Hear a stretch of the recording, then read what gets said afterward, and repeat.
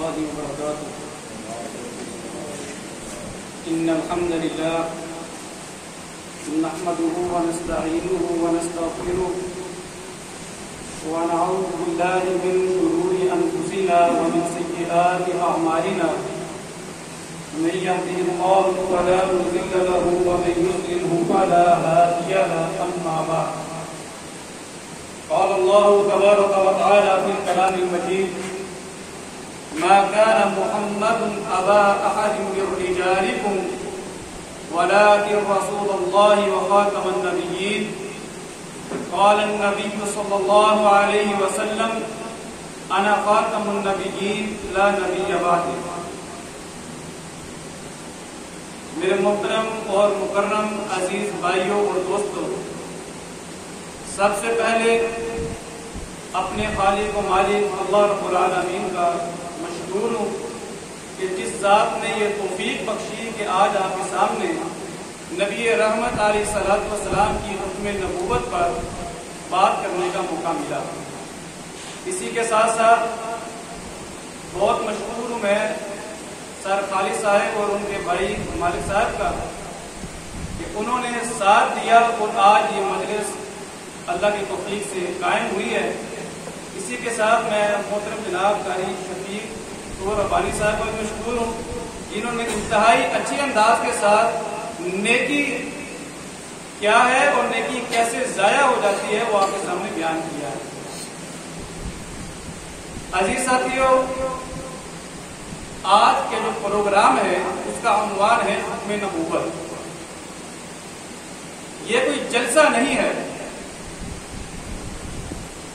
یہ ایک ورکشاپ ہے جس کے اندر آپ کو بتلایا صرف یہ جائے گا ختم نبوت کا معنی کیا ہے. ہم نے جس مقصد کے لیے اپنی جانیں دینی ہے وہ مقصد ہے کیا، آج میں اور آپ یہ سمجھنے کے لیے یہاں بیٹھے ہیں. ختم نبوت کا معنی کیا ہے اور ختم نبوت کے تقاضے کیا ہیں، اللہ رب العالمین کی توفیق سے آپ بھائیوں کے سامنے گوش گزار کرنا ہے. بات کرنے سے قبل میں آپ تمام بھائیوں سے گزارش کروں گا کہ انتہائی انہماک کے ساتھ اور دلچسپی کے ساتھ گفتگو کو سماعت فرمائیں اور اللہ رب العالمین سے دعا کریں کہ خالق کائنات ہمیں آج کی اس گفتگو کو سن کر سمجھ کر اس پر عمل کرنے اور آگے پہنچانے کی بھی توفیق نصیب فرمائے. عزیز بھائیوں، ختم نبوت کا معنی یہ ہے کہ نبی رحمت علیہ الصلوۃ والسلام بحیثیت نبی آخری نبی ہے. آقا علیہ الصلوۃ والسلام بحیثیت نبی آقا علیہ الصلوۃ والسلام کی ذات آخری ہے اور بحیثیت نبی اللہ کے نبی علیہ الصلوۃ والسلام کی بات بھی آخری بات ہے. یہ جملہ دوبارہ سماعت فرما لیجیے اور ہمیشہ کے لیے ازبر کر لیں، یاد کر لیں، کہیں بھول نہ پائے کہ ختم نبوت کا معنی یہ ہے کہ اللہ کے نبی کی ذات بحیثیت نبی آخری ذات ہے اور اللہ کے نبی کی بات بحیثیت نبی آخری بات ہے. عزیز بھائیوں، خالق کائنات نے اپنے پاک کلام قرآن کریم کے اندر ارشاد فرمایا ما کان محمد ابا احد من رجالکم. یاد رہے کہ میرا پیارا نبی حضرت محمد رسول اللہ علیہ الصلوۃ والسلام تم میں سے کسی مرد کے باپ نہیں ہے. یعنی آقا علیہ الصلوۃ والسلام کے بیٹے چھوٹی عمر میں ہی وفات پا چکے تھے. فرمایا اب وہ تم مردوں میں سے کسی کے باپ نہیں ہیں، لیکن وہ خاتم النبیین ہیں اور ان کی نبوت کو، ان کی رسالت کو ختم کر دیا گیا ہے. عزیز بھائیوں، ختم نبوت کا معنی آپ نے سماعت فرمایا. اللہ رب العالمین نے سورہ نساء کے اندر بیان فرمایا یا ایھا الذین آمنوا اطیعوا اللہ واطیعوا الرسول واولی الامر منکم فإن تنازعتم فی شیء فردوه الی اللہ والرسول. اے ایمان کا دعویٰ کرنے والے، آپ یہاں پر یہ بات سماعت فرمائیں، ذرا محسوس کریں کہ اللہ تعالیٰ نے آپ کو مخاطب کس انداز سے کیا ہے. اللہ نے یہ نہیں کہا یا ایھا الناس، اے لوگوں ان لوگوں کو مخاطب نہیں کیا، اللہ تعالیٰ نے صرف ان لوگوں کو مخاطب کیا ہے جنہوں نے کلمہ پڑھا ہے، دعویٰ کیا ہے کہ ہم مومن ہیں، ایمان والے ہیں۔ فرمایا یا ایھا الذین آمنوا، اے ایمان کا دعویٰ کرنے والوں، اطیعوا اللہ، غور سے سن لو، میں اللہ کی اطاعت کرو، واطیعوا الرسول، اور میرے رسول کی اطاعت کرو۔ عزیز بھائیو، یہاں پر ایک بات نقطے کی سمجھ میں کی ہے۔ اللہ تعالیٰ نے ارشاد فرمایا میں اللہ کی اطاعت کروں اور میرے رسول کی اطاعت کرو۔ آگے فرمایا وَأُولِي الْأَمْرِ مِنْكُمْ، اپنے امراء کی بھی بات مانا کرو، اپنے حکمرانوں کی بھی بات مانا کرو۔ میرے عزیز بھائیو ذرا غور کیجئے، اللہ تعالیٰ نے اپنی اس خوبصورت آیت کے اندر اپنی ذات کے ساتھ بھی اطاعت کا لفظ استعمال کیا، اپنے رسول کے ساتھ بھی اطاعت کا لفظ استعمال کیا، لیکن جب امراء کی، جب حکمرانوں کی بات آئی ہے تو خالق کائنات نے اطاعت کا لفظ استعمال نہیں کیا۔ معنی کیا ہے؟ معنی یہ ہے، آگے اللہ تعالیٰ خود وضاحت کر رہے ہیں، فرمایا فَإِن تَنَازَعْتُمْ فِي شَيْءٍ، یاد رہے کہ تمہیں صرف اللہ اور اس کے رسول کی اطاعت کرنی ہے اور اپنے امراء کی بھی بات ماننی ہے۔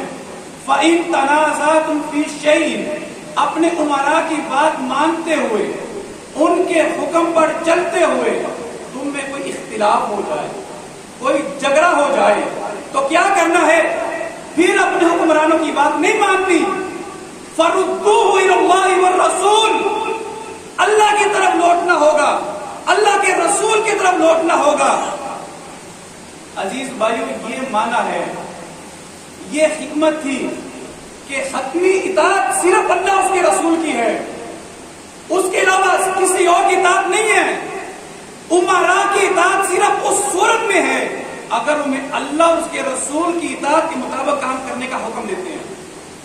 اگر وہ اللہ اور اس کے رسول کے علاوہ کسی اور کام کا حکم دیتے ہیں تو میں اس صورت میں آپ نے اپنے امراء کی بات تسلیم کرنی نہیں ہے۔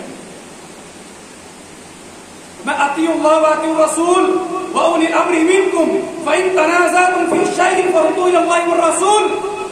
آگے فرمایا إِن كُنتُمْ تُؤْمِنُونَ بِاللَّهِ، یاد رکھو اگر تم واقعی اللہ پر ایمان رکھتے ہو، وَالْيَوْمِ الْآخِرِ، اور واقعی تمہارا ایمان ہے کہ تم نے مر کے اللہ کے حضور پیش ہونا ہے، تمہیں اپنے کیے کا حساب دینا ہے، اگر تمہیں اس بات کا علم ہے، جانتے ہو، تو یاد رکھنا پھر اللہ اور اس کے رسول کی اطاعت کرنا۔ فرمایا یہ تمہارے لیے بہت بہتر ہوگا تمہارے انجام کے اعتبار سے۔ عزیز بھائیو، قرآن کے دوسرے مقام پر اللہ تعالیٰ ارشاد فرماتے ہیں، فرمایا ما کان لمؤمن ولا مؤمنۃ اذا قضى الله ورسوله امرا ان يكون لهم الخيرة من امرهم ومن يعص الله ورسوله فقد ضل ضلالا مبینا۔ یاد رہے کسی مومن مرد کے لیے اور کسی مومنہ عورت کے لیے یہ جائز نہیں ہے کہ اس کے لیے اللہ اس کے رسول نے کسی چیز کا فیصلہ کر دیا اور اب وہ یہ بھی سوچے کہ ہمارا بھی کچھ اختیار باقی ہے۔ فرمایا ما کان للمؤمنین، کان کھول کر سن لیجئے، کسی مومن مرد کے لیے اور نہ کسی مومنہ عورت کے لیے یہ جائز ہے، اذا قضى الله ورسوله امرا، جب ایک معاملے کا فیصلہ اللہ کی ذات کرتے اور اس کا رسول کرتے، ان يكون لهم الخيرة من امرهم، اور کوئی آدمی یہ سمجھے کہ اب میرا بھی کوئی اختیار باقی ہے، فرمایا یاد رکھیے گا ومن يعص الله ورسوله، جس آدمی نے اللہ اور اس کے رسول کی نافرمانی کی، فقد ضل ضلالا مبینا، اگلے درجے کا گمراہ ترین انسان ہوگا۔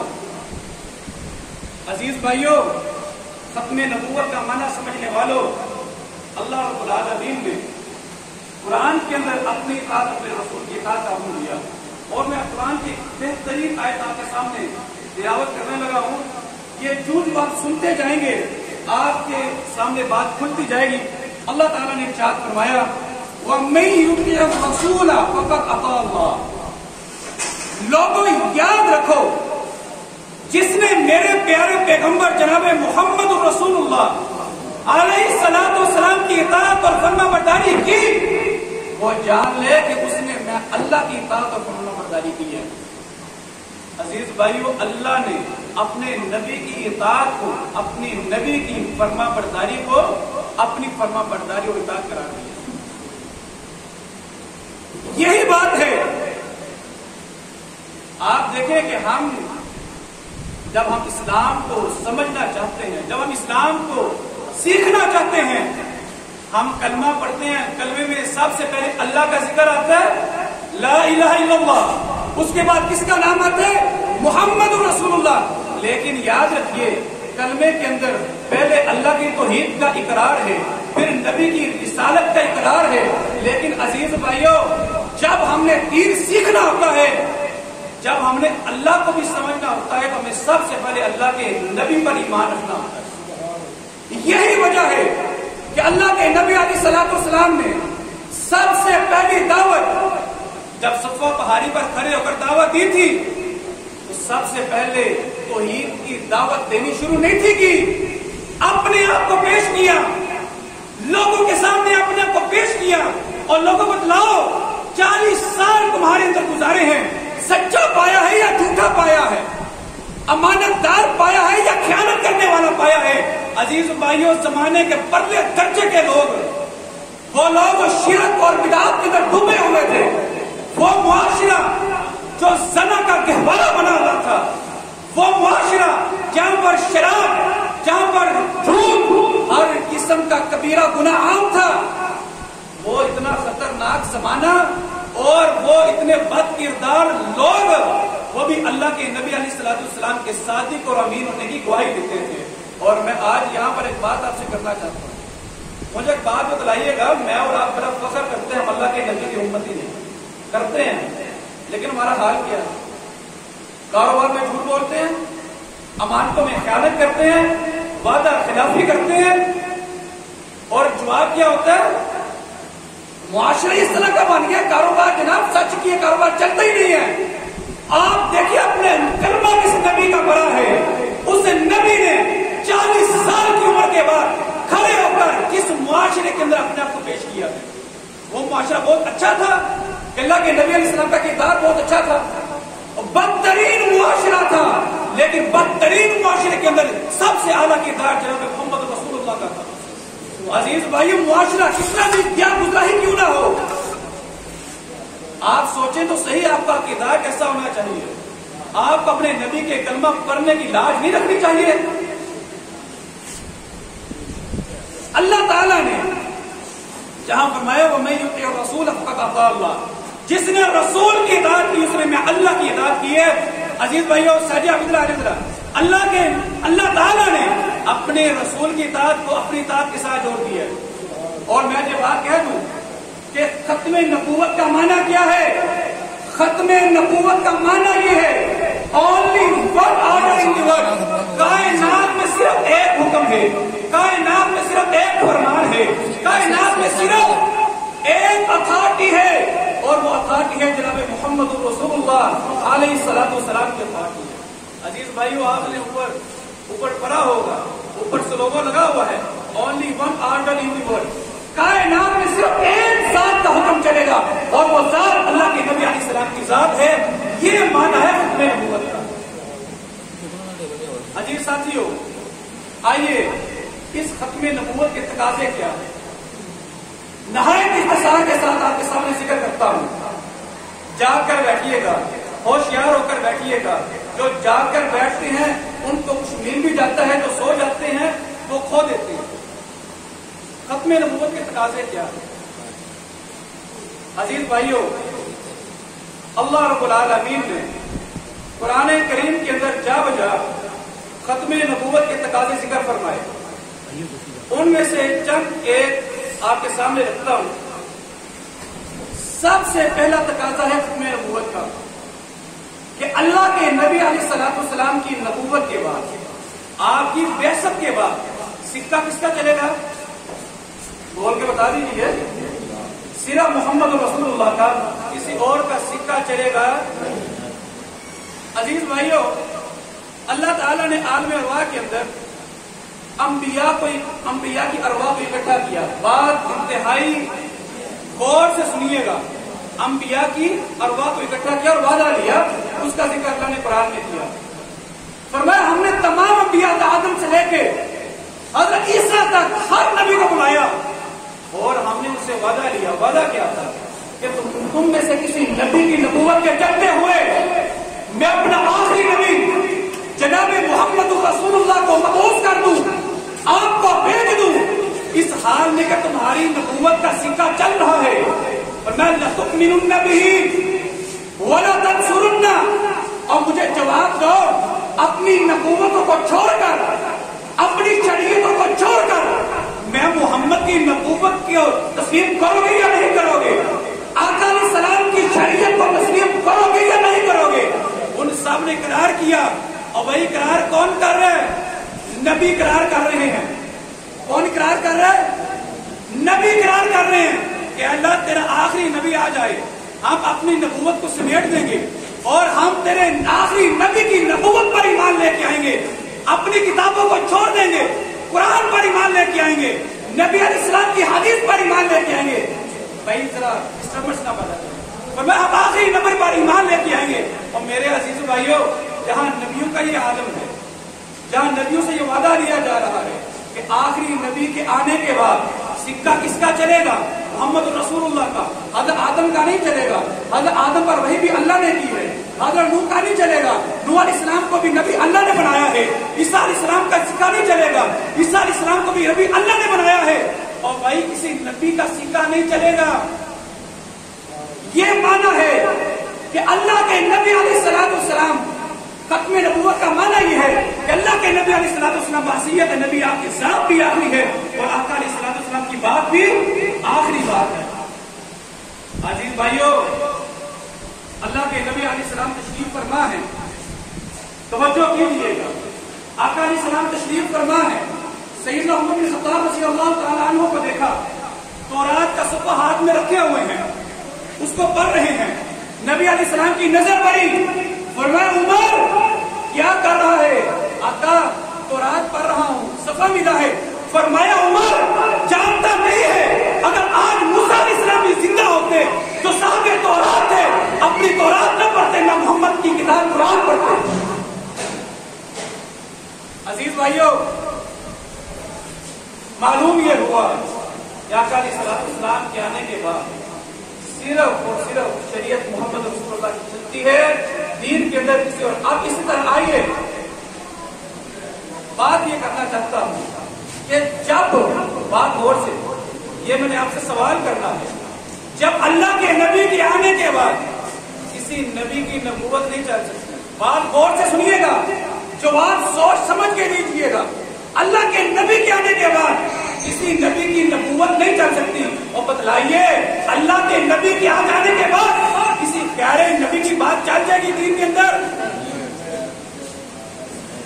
یہ بات مجھے آپ کو سمجھانی ہے. تکلیف ایک اصطلاح ہے جس کا معنی یہ ہے امام کی اپنے فقیہ کی بات کو بغیر کسی دلیل کے قبول کر لینا. دعوے سے بات کر رہا ہوں. امام کی بات کو ہمارے فرقے کیوں بنے؟ ہم میں سے ہر ایک نے اپنے اپنے آئمہ کو پکڑ لیا. میری بات غور سے سنیے گا. ہم میں سے ہر ایک نے اپنے اپنے مولویوں کو, اپنے اپنے اماموں کو پکڑ لیا اور اللہ کے نبی کی اطاعت کو چھوڑ دیا. اور مجھے بتاؤ مالکی ہیں کہ نہیں دنیا میں امام مالک کو ماننے والے؟ شافعی ہیں کہ نہیں امام شافعی کو ماننے والے؟ حنبلی ہیں کہ نہیں امام حنبل کو ماننے والے؟ اور حنفی ہیں یا نہیں؟ سارے موجود ہیں. لیکن بتائیے ہر ایک نے کیا کیا ہے؟ ہر ایک نے اپنے اپنے امام کو پکڑ لیا ہے, اس کی اطاعت کرتا ہے, اس کے کہے پر نماز پڑھتا ہے, اس کے کہے پر روزے رکھتا ہے. اور بتلاؤ مجھے بھائیو, 4 امام ہیں, چاروں کی نمازیں الگ ہیں, چاروں کے طریقے الگ ہیں. اور مجھے بتلاؤ کبھی ایسے ہوتا ہے کہ 4 ہوں اور چاروں ٹھیک ہوں؟ ایسے ہوتا ہے؟ اور بتلاؤ اللہ نے قرآن نازل کیا ہے, اسلام نازل کیا ہے, قرآن محفوظ ہے کہ نہیں؟ اور اسلام محفوظ نہیں ہے؟ جواب دیجئے دلیری کے ساتھ. اسلام محفوظ ہے, نبی علیہ السلام کی رسالت محفوظ نماز نہیں سکھائی؟ نماز محفوظ ہے کہ نہیں؟ اور روزے نہیں سکھائے اللہ کے نبی نے؟ اور روزے محفوظ ہے کہ نہیں؟ اور پھر مجھے بتلاؤ کہ 4 نمازیں ہو سکتی ہیں اگر دین محفوظ ہے؟ نہیں بولتے آپ. ہاں ہو سکتی ہیں 4 نمازیں. اور بھائیو جب دین محفوظ ہے، جب دین محفوظ کر دیا گیا اور دین قرآن اور حدیث کا نام ہے، اس کا معلوم یہ ہوا کہ دین کے اندر نماز کا طریقہ بھی محفوظ ہے، روزے کا طریقہ بھی محفوظ ہے، زکات و صدقات کے طریقے بھی محفوظ ہیں. اور غلطی کنہوں نے کی؟ غلطی اسلام میں نہیں ہے، میرے اور آپ کے اندر غلطی ہے. ہم نے اللہ کے نبی کی ختم نبوت پر صحیح معنی سمجھا ہی نہیں ہے. ہم نے اللہ کے نبی کی نبوت کا دعویٰ کیا، خاتم النبیین کا دعویٰ کیا، ان سب کے باوجود ہم نے اللہ کے نبی علیہ الصلوۃ والسلام کی شریعت پر صحیح معنوں میں ایمان رکھنے کی بجائے اپنے اپنے اماموں کی تقلید شروع کر دی. اور میرے عزیز بھائیوں، میرے دوستوں، بات غور سے سنیے گا. تقلید کہا جاتا ہے امام کی بات کو بغیر کسی دلیل کے قبول کر لینا. عزیز بھائیوں، یہ مقام صرف محمد رسول اللہ کا مقام ہے، اللہ کے نبی کے علاوہ کسی اور شخصیت کا یہ مقام. اور ختم نبوت کو سمجھنے والوں، پھر بات کروں گا، جب اللہ کے نبی کی نبوت آنے کے بعد کسی نبی کی نبوت یا سکہ نہیں چلے گا تو پھر بتلاؤ کسی امام کی امامت بھی. میں آپ کو بتاتا ہوں، میں نماز پڑھاتا ہوں، میں مسجد میں کھڑے ہو کر نماز پڑھاتا ہوں. آپ اس لیے کھڑا کرتے ہیں مجھے کہ یار یہ ہم سے بہتر ہے، یا قاری صاحب کو کھڑا کرتے ہیں، ہم سے بڑے ہیں اور علم کے اندر بھی ہیں اور ہم سے افضل ہیں، ہر لحاظ علم میں عمل میں افضل ہیں. آپ قاری صاحب کو آگے کھڑا کر دیتے ہیں نماز کے لیے. اور یارو، جس آدمی کو آپ نے اپنے علم کے اعتبار سے سب سے اچھا جانا، اپنے عمل کے اعتبار سے سب سے اچھا جانا، اس لیے کھڑا کیا، ویسے کر دیا، اس لیے کھڑا کیا. کیا ہوتا ہے امام صاحب نماز پڑھاتے ہوئے کہیں پر غلطی ہو جائے یا کہیں پر بھول جائیں، آپ کیا کرتے ہیں؟ کیا حکم ہے کہ وہ آپ کا امام میں خاموش ہو کے کرتے رہیں؟ اور کیا حکم ہے؟ آپ کا امام آپ کو نماز کروا رہا ہے، نماز کے دوران امام بھول جائے، خطا کرے، آپ کو حکم ہے، محمد رسول اللہ کا حکم ہے کہ اے مقتدی، تو اپنے امام کی غلطی کا نشاندہی کر، سبحان اللہ کہہ، اور امام کی نشاندہی کر کے امام صاحب یہاں پر آپ بھول رہے ہیں، یہاں پر آپ غلطی ہو رہی ہے. اور آپ نماز کے اندر آپ کو حکم ملے محمد رسول اللہ کا کہ امام کی بات کو اگر وہ بھول جائے، نبی علیہ السلام کے خلاف یہ عمل امام کر بیٹھے تو آپ نے قبول نہیں کرنا. عزیز بھائی، یہ ہے ختم نبوت کا معنی. آئیے میں آپ کو مزید سمجھاتا ہوں، میرا مضمون ذرا طویل ہے، وقت بہت مختصر ہے. عزیز بھائیوں، سیدنا عمر بن الخطاب رضی اللہ تعالیٰ عنہ کا دور زمانہ ہے. اور جانتے ہیں عمر کون ہے؟ جن کے بارے میں اللہ کے نبی نے کہا ہے کہ اگر میرے بعد نبی ہوتا تو عمر ہوتا، میرے بعد نبی ہوتا. اور یہ صحیح روایت ہے. وہ عمر خلیفۃ المسلمین ہیں، مسلمانوں میں سب سے زیادہ علم اور عمل کے اندر سب سے اعلیٰ افضل خلیفہ. عزیز بھائیو، اپنے دورے خلافت میں آپ نے دیکھا مسلمانوں کے اندر باہم انتشار ہے. کس وجہ سے؟ شادیاں ہوتی ہیں، حق مہر کے معاملے میں جھگڑا ہو جاتا ہے، کوئی صحیح دیتا ہے، کوئی غلط دیتا ہے، لوگ دستوں گریبان ہو جاتے ہیں، آباد گھر برباد ہو جاتے ہیں. امیر المومنین نے دیکھا، اور یاروں میں ان سے بھی زیادہ ایمان والا تھا اس دور کے اندر. انہوں نے دیکھا اور سوچا کہ یہ جھگڑے کا جو باعث بنا ہوا ہے، میں اس جھگڑے کو ختم کرتا ہوں، حق مہر مقرر کر دیتا ہوں، میں بتلا دیتا ہوں ہر آدمی نے بس اتنا ہی حق مہر دینا ہے، نہ کوئی سے زیادہ دے گا، نہ کم دے گا، نہ لڑائی ہوگی، نہ جھگڑا ہوگا، نہ فساد ہوگا. عزیز بھائیوں، امیر المؤمنین نے اعلان کیا، مسجد نبوی کے اندر منبر پر کھڑے ہوئے، لوگوں کا جذب اکٹھا ہے، عوام کا سمندر، عوام کا جوش ہے، رش لگا ہوا ہے، پوری مسجد نبوی بھری ہوئی ہے. آپ نے کھڑے ہو کر اعلان کر دیا، میں عمر حق مہر مقرر کرتا ہوں. اور عزیز بھائیوں، وہ جہاں پر جوتیاں موجود تھیں وہیں سے ایک عورت کا گزر ہوا. یہ عورت کون ہے؟ کوئی عالمہ نہیں ہے، کوئی فاضلہ نہیں ہے، اور کوئی پڑھی لکھی نہیں ہے. اور گاؤں کی بدو عورت وہاں سے گزری، سیاہ فام عورت، اس نے دیکھا امیر المومنین خطاب کر رہے ہیں، وہیں پر کھڑی ہوگی، بات سننے لگی۔ جب اس کے کان پر یہ بات پڑی کہ امیر المومنین کہہ رہے ہیں ہاتھ پیر مقرر کرنے لگا ہوں، وہیں پر کھڑا ہو کے ہاتھ اوپر کیا اور کہا عمر میری بات سن لو، شریعت مکمل ہو چکی ہے، حق میں اللہ اس کے رسول نے مقرر نہیں کیا، عمر تمہیں کس نے اجازت دے دی کہ تم حق میں مقرر کرو گے؟ اور بھائیو صحیح حدیث بیان کر رہا ہوں، اور حضرت عمر بن خطاب نے کیا کہا؟ کہا یہ گستاخ ہے، کوڑے مارو، اور نہیں کہا اور لوگوں میں عمر مجھے غلطی لگ گئی ہے، یہ عورت سچ بول رہی ہے، اپنے الفاظ واپس لیے۔ اور میرے بھائیوں ختم نبوت کا معنی سمجھ لیجیے، یہی عمر بن خطاب ہے۔ دیکھا خانہ کعبہ کے اندر حج کے ایام آتے ہیں، اب تو جہاز کا ماحول ہے، وہاں پر تو نہ جہاز تھا نہ گاڑیوں کا کوئی سلسلہ تھا، لوگ گھوڑوں پر سفر کرتے تھے، پیدل سفر ہوتے تھے۔ لوگ کیا کرتے جب حج کے ایام آتے تو خانہ کعبہ جاتے، وہاں پر جا کے حج بھی کر لیتے، عمرہ بھی کر لیتے، اور حج کے علاوہ باقی ایام کے اندر لوگ نہیں آیا کرتے، بہت کم آیا کرتے۔ حضرت عمر نے دیکھا کہ حج کے ایام میں مسجد نبوی میں اور خانہ کعبہ میں اتنی آبادی ہوتی ہے، اور حج کے علاوہ باقی دنوں میں خانہ کعبہ ویران ہوتا ہے۔ عزیز بھائیو خالص نیت عمر بن خطاب کی، آپ نے سوچا کہ خانہ کعبہ کے اندر ویرانی نہیں ہونی چاہیے، میں آج ایک فیصلہ کرتا ہوں، فیصلہ یہ ہے کہ لوگوں جب تم حج کے ایام میں خانہ کعبہ آؤ صرف حج کیا کرو، عمرہ نہ کیا کرو، اور عمرے کا شوق ہے تو باقی دنوں میں آؤ تاکہ خانہ کعبہ کے اندر ویرانی نہ رہے، آبادی باقی رہے۔ عزیز بھائیوں امیر المومنین خلیفۃ المسلمین اعلان کرتے ہیں، آپ کا بیٹا عبداللہ بن عمر رضی اللہ تعالیٰ عنہ، عزیز بھائیوں صحیح حدیث، آپ کا بیٹا عبداللہ بن عمر آیا بیت اللہ میں آتا ہے، احرام باندھتا ہے، اعلان کرتا ہے اے اللہ عبداللہ بن عمر حج اور عمرہ اکٹھا کرنے کے لیے آ گیا۔ کسی دیکھنے والے نے دیکھا، کہا عبداللہ تیرے بابا نے حکم دیا ہے کہ حج عمرہ اکٹھا نہیں ہوگا۔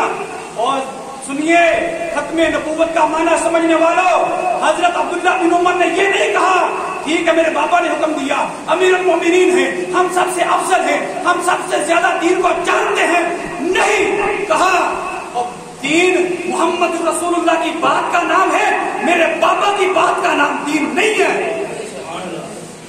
عزیز بھائیوں یہ میں نے صحیح بخاری صحیح مسلم کی روایت آپ کے سامنے پیش کی ہے، اسے چیلنج نہیں کیا جا سکتا۔ معلوم یہ ہوا کہ دین کے اندر اسلام میں اللہ کے نبی کی بات کے علاوہ کسی اور کی بات چل سکتی؟ عزیز بھائیوں آگے آئیے، یہ پہلا تقاضا تھا کہ دین اسلام کے اندر اللہ کے نبی علیہ الصلوۃ والسلام کی بعثت کے بعد کسی نبی کی نہ نبوت چل سکتی ہے اور نہ ہی کسی غیر نبی کی بات۔ اسی طرح دین اسلام کے اندر صرف اور صرف نیکی وہی ہے جس کو اللہ اور اس کے رسول نے بتلا دیا ہے، اور جس کا طریقہ اللہ اس کے رسول نے بتا دیا، اس کے علاوہ دین میں کوئی نیکی نہیں ہے۔ میں یہ بات سمجھوں کہ میں ایک اچھی نیت سے چھوڑ دینا، میں ایک اچھی نیت سے اخلاص سے آپ ایک کام کرنا چاہوں اور وہ کام اللہ اس کے رسول نے نہیں بتایا یا اس کا طریقہ اللہ اس کے رسول نے نہیں بتایا، یاد رکھیے گا دین اسلام کے اندر وہ نیکی نہیں ہو سکتی۔ ختم نبوت کا معنی یہ ہے کہ نیکی وہ ہے جو اللہ اس کے رسول نے بتا دی، یا مختصراً یہ کہہ لیں جس کو اللہ کے نبی نے بتا دیا اور اس کا طریقہ بھی اللہ کے نبی نے بتا دیا، وہ نیکی ہے، اور اس کے علاوہ کوئی اور چیز نیکی ہو سکتی؟ امام احمد بن حنبل رحمہ اللہ بیان کرتے ہیں، فرمایا جس آدمی نے دین میں ثواب کی نیت سے، کس نیت سے؟ ثواب کی نیت سے کوئی ایسا کام کیا جو کام اللہ کے نبی نے نہیں بتلایا وہ آدمی ختم نبوت پر ایمان نہیں رکھتا. اس کا عقیدہ یہ ہے کہ یہ ایک نیکی تھی جو اللہ کے نبی نے نہیں بتلائی, اللہ کے نبی سے رہ گئی ہے اور وہ نیکی میں بتلاتا ہوں. معلوم یہ ہوا کہ دین میں نیکی وہ ہے جس کو اللہ کے نبی بیان کریں اور اس کا طریقہ بھی اللہ کے نبی بیان کریں. دین کے اندر بدعت کا کوئی اکثر بعض لوگ کہتے ہیں بدعت دو طرح کی ہے, ایک بدعت حسنہ بھی ہے, ایک سیئہ بھی ہے. حسنہ وہ ہے جو نیکی کے لیے کی جائے, سیئہ وہ جو برائی کے لیے کی جائے. میں آپ سے سوال کرتا ہوں, آپ سب ماشاءاللہ عقل مند بھائی بیٹھے ہوئے ہیں, کوئی آدمی کوئی ایسا کام یہ نیت سے کرتا ہے کہ مجھے گناہ ہوگا؟ ہاں جی, کوئی بھی اس نیت سے کام نہیں کرتا مجھے گناہ ہوگا. ہر کوئی اسی نیت سے کام کرتا ہے مجھے ثواب ملے گا. اسی نیت کے ساتھ کوئی کام کرنے کی کوشش کرتا ہے اور ثواب کی نیت سے ایسا کام کرنا تو اللہ کے نبی نے نہیں بتایا, بدعت ہے. وَكُلُّ بِدْعَةٍ ضَلَالَةٍ, ہر قسم کی بدعت گمراہی ہے. وَكُلُّ ضَلَالَةٍ فِي النَّارِ, اور ہر قسم کی گمراہی جہنم کے اندر لے جانے والی ہے. عزیز بھائیوں اور عزیز دوستو, امام مالک رحمہ اللہ بیان کرتے ہیں جس آدمی نے بدعت کی اس نے ختم نبوت کا انکار کیا. اب آئیے میں آپ کے سامنے تقلید کا اور بدعت کا انجام ذکر کروں. بعد میں انشاءاللہ ختم کرنے والا ہوں. جو آدمی بدعت کرتا ہے یا جو آدمی تقلید کرتا ہے اللہ کے نبی علیہ السلام کو چھوڑ کے کسی اور کی بات کو دین کا حصہ بناتا ہے, اس کا انجام کیا ہے؟ گویا کہ وہ اللہ کے نبی کی ختم نبوت کا انکار کرتا ہے. اس کا انجام کیا ہے؟ قرآن کریم کے اندر سورہ غاشیہ قاری صاحب نے ذکر کی, اللہ رب العالمین نے اعلان کیا کل قیامت کا دن ہوگا, لوگ آئیں گے بڑے بڑے اعمال کیے ہوئے ہوں گے, پانچوں نمازیں پڑھی, تہجدیں پڑھتے رہے, سنتیں نوافل ادا کرتے رہے, حج پر حج کرتے رہے, عمرے پر عمرہ کرتے رہے, صدقات خیرات کرتے رہے اور غریبوں کا بڑا خیال کرتے رہے, بڑے اعمال کیے. اللہ قرآن میں اعلان کر رہا ہے, فرمایا اتنے اعمال کیے کہ اعمال اٹھائے نہیں جا رہے, اتنے وزنی اعمال, عاملۃ ناصبہ, اور اتنے اعمال ہیں کہ اس انسان سے نہیں اٹھائے جا رہے. لیکن کیا ہوگا؟ اعمال ایسے کیے ہیں جس پر مہر جناب محمد رسول اللہ کی نہیں ہے. اور بھائیو, اگر اللہ تعالیٰ نے اللہ کے نبی کو خاتم النبی